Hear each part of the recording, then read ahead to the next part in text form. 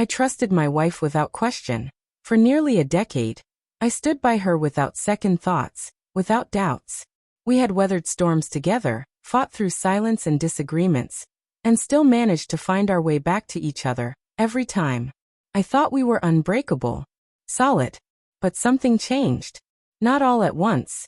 No dramatic shift or explosive argument. Just a slow, unsettling drift I couldn't quite name. It started subtly. She grew quieter, more distant.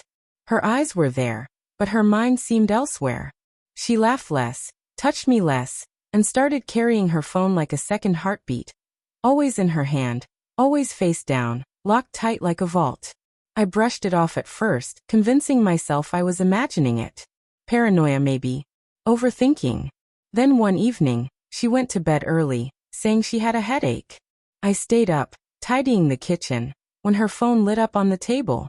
One message. Simple. Crushing. I miss you. Can't wait for tomorrow night. Jay. My heart stuttered. I didn't recognize the name.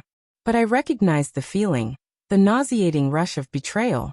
Still, I didn't say anything. Not yet. I needed more than a message from a stranger. The next day, I started paying closer attention. When she said she was meeting her friend Amanda for dinner, I nodded. What she didn't know was that Amanda had moved out of state 3 weeks ago. That was the first real crack. From there, the truth unraveled fast. That night, she left the house dressed casually, fitted jeans, a plain tee, but her hair was done, and she'd put on lipstick, perfume I hadn't smelled in months. The kind of effort she no longer made for me. I waited 10 minutes, then followed. She drove across town to a cozy little restaurant I'd never heard of. From my car, I saw her park and step out. And then I saw him. They embraced easily, familiarly. He kissed her cheek like it was his. And just like that, they disappeared inside. My whole body went cold. I wanted to storm in, demand answers, scream. But I didn't. Not yet. I told myself I had to be smart, even if everything in me was unraveling.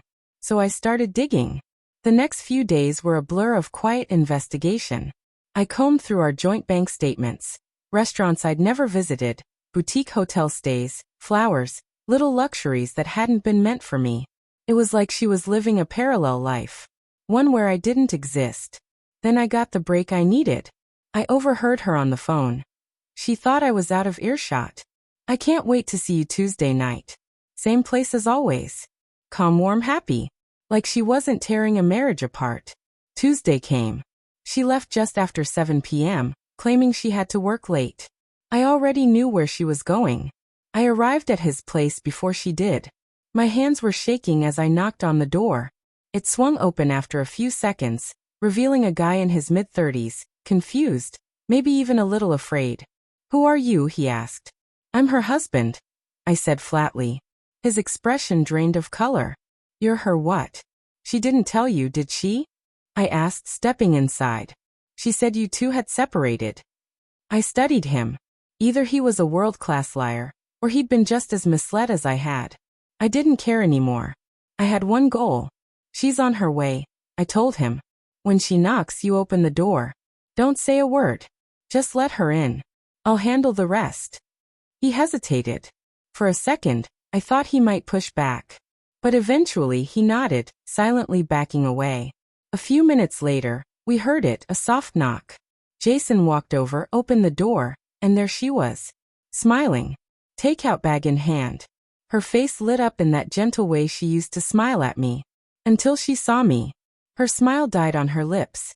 The bag nearly slipped from her hand. "Hi, sweetheart," I said, my voice icy and sarcastic. She didn't speak right away. Her mouth opened, closed, panic rising behind her eyes. "I can explain," she finally whispered. "Please," I said, arms crossed. "Explain how you're here when you told me you were working late. Explain the lies. The lipstick. The hotels. All of it. Go ahead. I'm listening." She stumbled through excuses, deflections. Claimed I hadn't been there for her. Said she felt invisible, misunderstood. Blamed me. Classic.